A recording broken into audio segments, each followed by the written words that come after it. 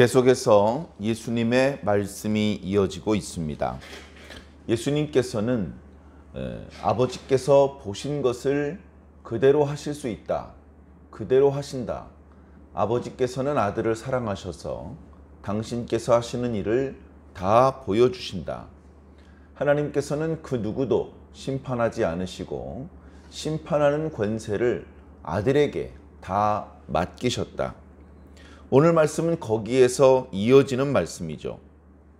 그러나 아들은 자기 마음대로 의무대로 심판하지 않는다.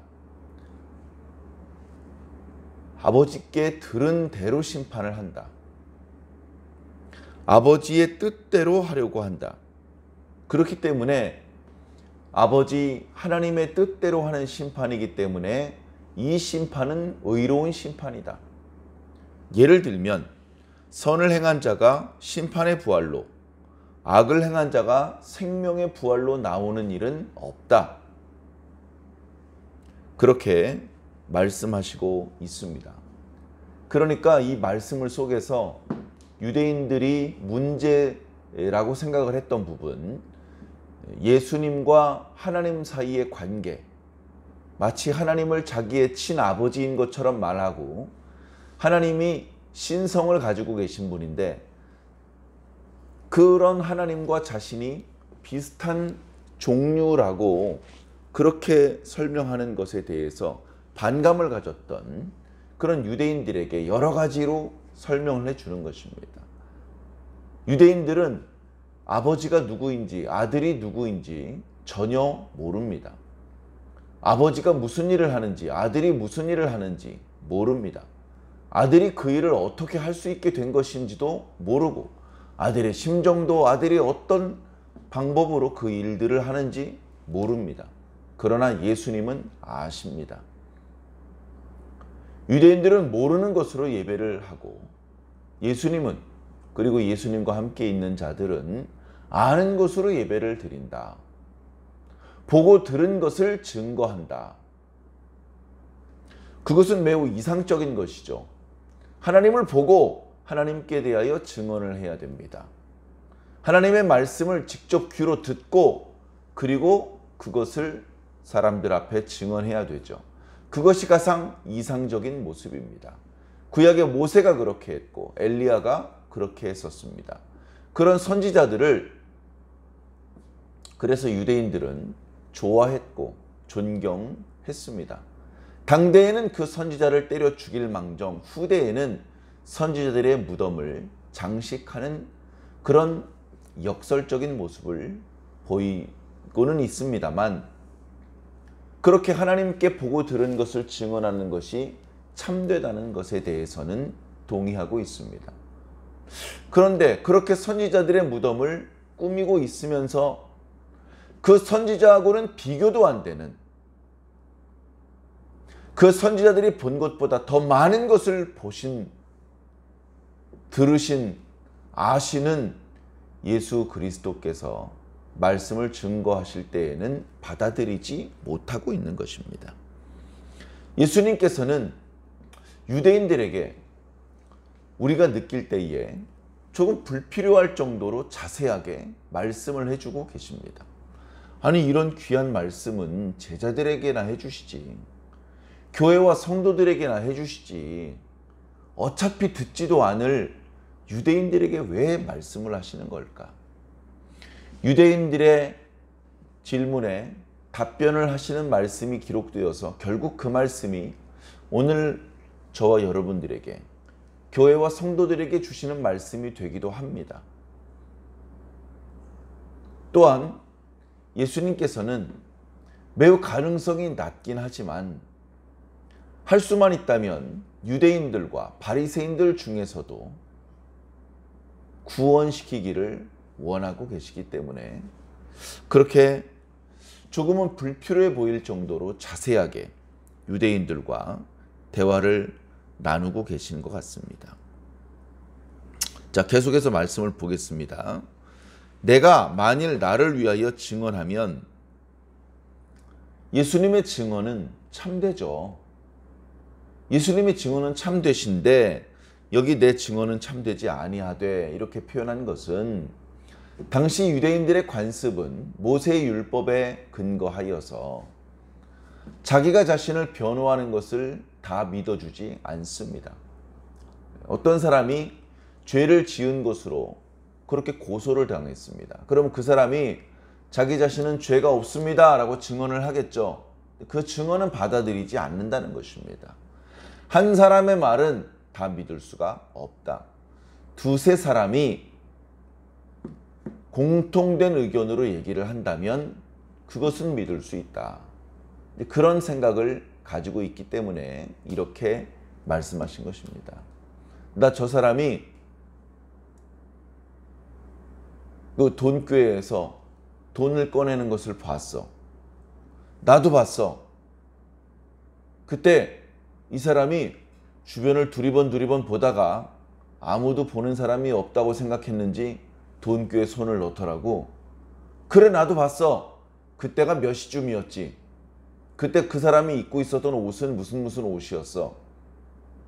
이렇게 여러 사람의 증언이 일치되었을 때 아이고, 이 사람이 도둑놈이 맞구나.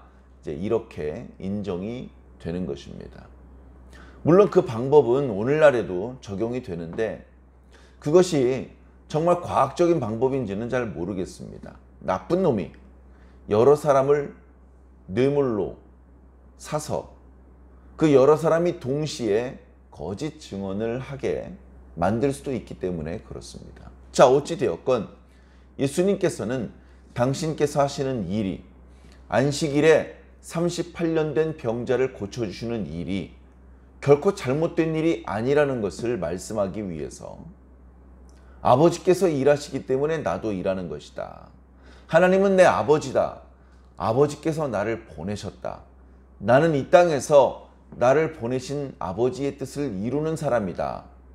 나는 그 일들을 이룰 수 있다. 나는 아버지께서 하신 것을 보았다. 아버지께서 하신 것을 본 모든 것들은 나도 이제 할 수 있다. 심판도 죽은 사람을 살리는 것도 마찬가지다.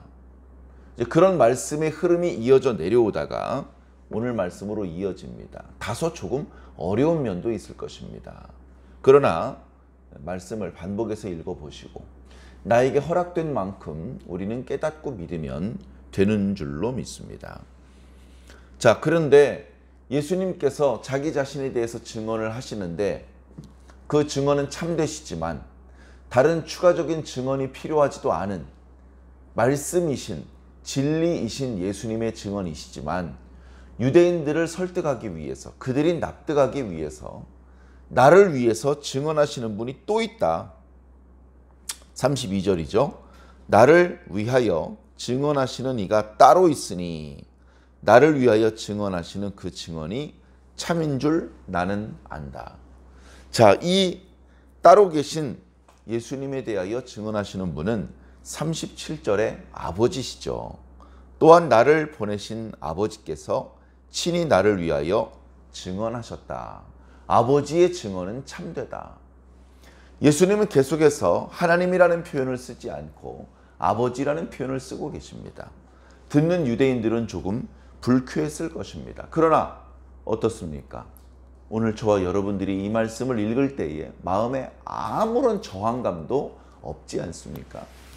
예수님께서 하나님의 아들이라는 것을 알고 우리도 믿고 고백하기 때문에 그런 것입니다. 그런데 사실은 예수님께 대하여 증언하는 것은 하나님 말고도 많이 있습니다. 오늘 본문에는 요한도 진리에 대하여 증언했다라고 말씀하고 있습니다. 그리고 예수님께서 하시는 역사, 예수님께서 하시는 일 자체가 예수님께서 누구신지, 예수님의 일이 옳은 일인지 그렇지 않은 일인지를 증언하고 있다라고 말하고 있습니다. 그리고 우리가 내일 묵상하게 될 말씀에 보면 성경도 예수님을 증언하고 있다라고 말씀하고 있습니다. 문제는 그렇게 예수님이 누구신지, 예수님이 무슨 일을 하는 것인지, 그것이 정말 옳은 일인지 이렇게 많은 증언이 있음에도 불구하고 유대인들은 예수님을 믿지 않고 예수님께서 하시는 일을 인정하지 않고 있는 것입니다. 그들은 어리석게도 깨닫지 못하며 예수님께 자꾸 표적을 요구합니다. 예수님께서 무수히 많은 표적을 행하셨지만 유대인들이 그런 식으로 표적을 요구하실 때에는 아무런 표적을 보여주지 않으셨습니다.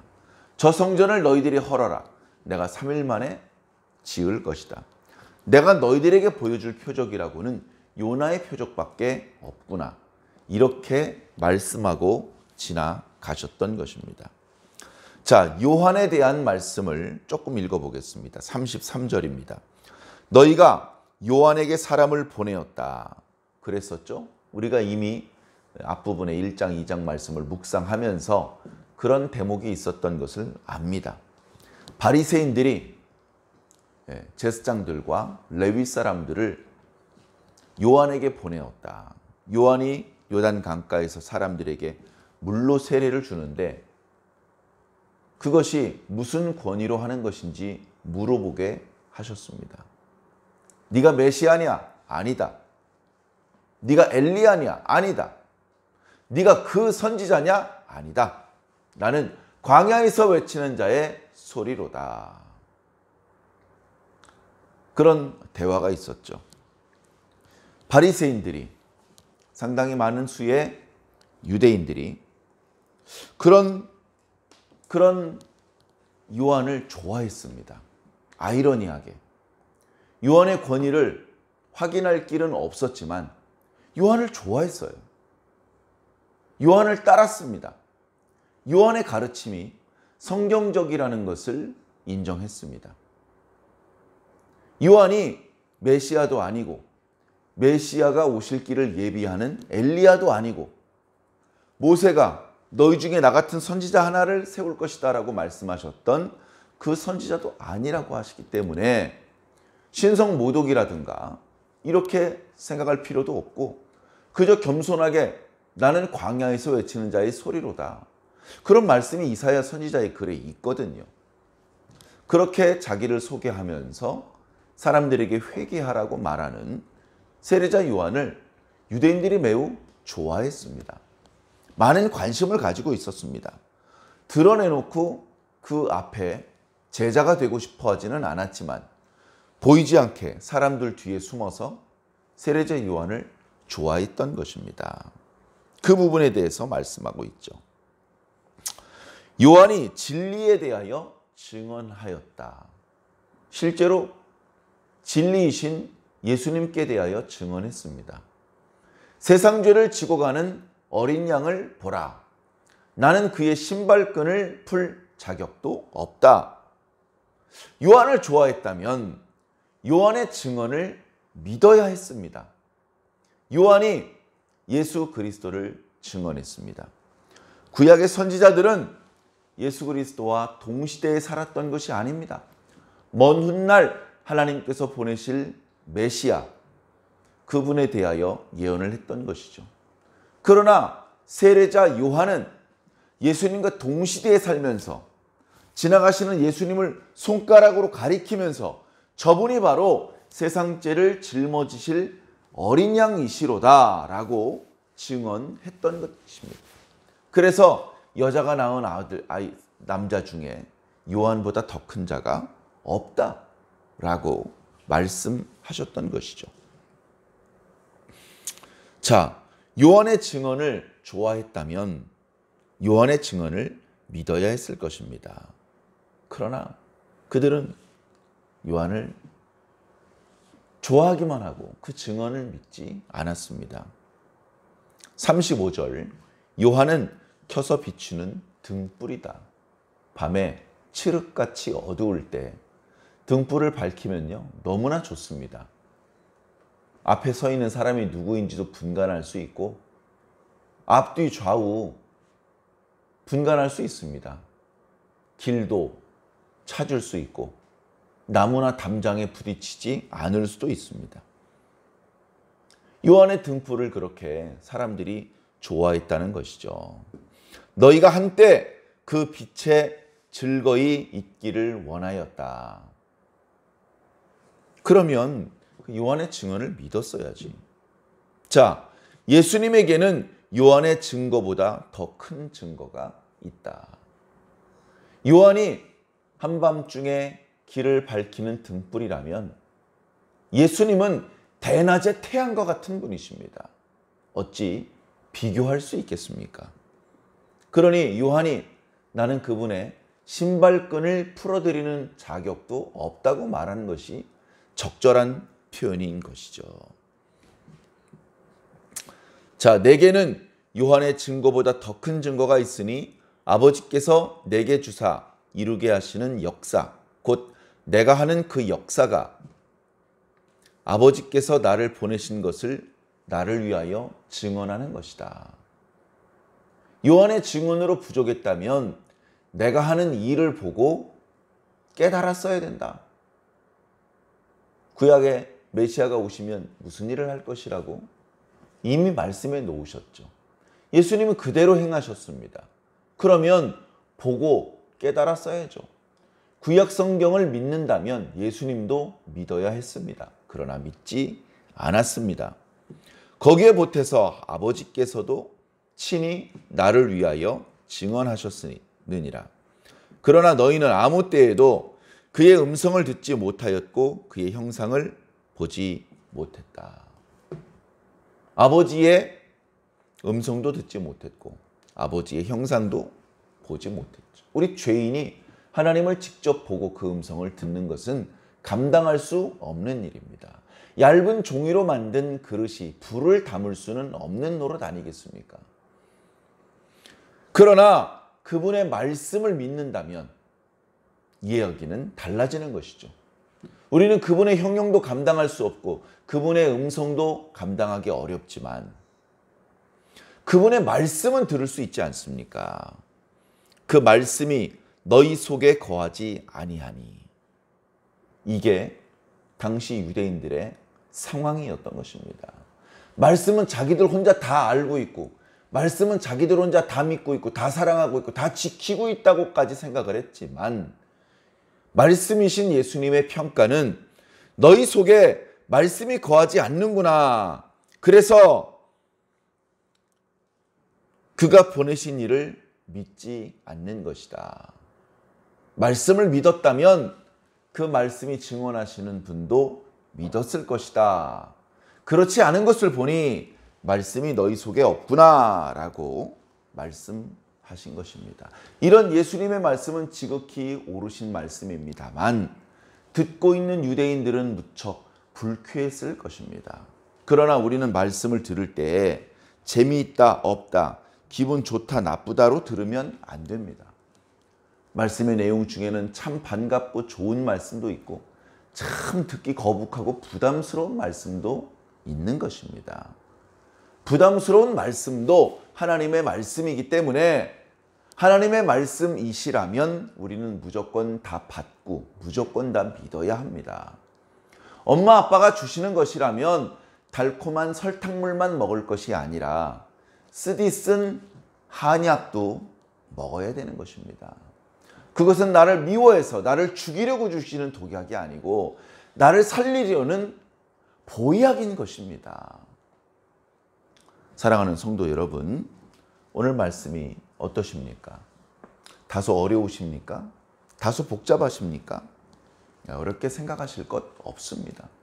우리는 우리 자신의 능력으로 예수님을 믿은 것이 아닙니다. 어렵게 수학 문제를 풀어내는 것처럼 풀어서 답을 찾은 것도 아닙니다. 우리는 아무 능력도 없고 아무것도 하지 않았지만 하나님께서 우리를 사랑하셨고 성령님께서 우리로 하여금 성경 말씀이 믿어지게 깨달아지게 해주셨기 때문에 우리는 앞으로도 우리 힘으로 뭘 해나가는 것이 아닙니다. 다 주님께서 해주시는 것이죠. 우리는 그렇게 우리를 구원하기 위해서 해주신 주님의 일들에 감사할 뿐입니다. 주님께서 해주신 일들 안에서 누려야 되고 믿어야 되고 순종해야 되고 고백해야 되고 찬양해야 될 뿐입니다. 사랑하는 성도 여러분, 오늘 말씀도 조금 깊이 있는 말씀이지만 어려운 말씀은 아니니 반복해서 여러 번 읽어보시기 바랍니다. 뭔가 마음속에 느껴질 때마다, 깨달아질 때마다 하나님께 감사하시고 감사의 기도와 찬양을 올려드리게 되시기를 바랍니다. 그렇게 오늘 하루도 이 말씀과 함께 동행하는 행복한 하루가 되시기를 예수님 이름으로 간절히 축원합니다. 아멘.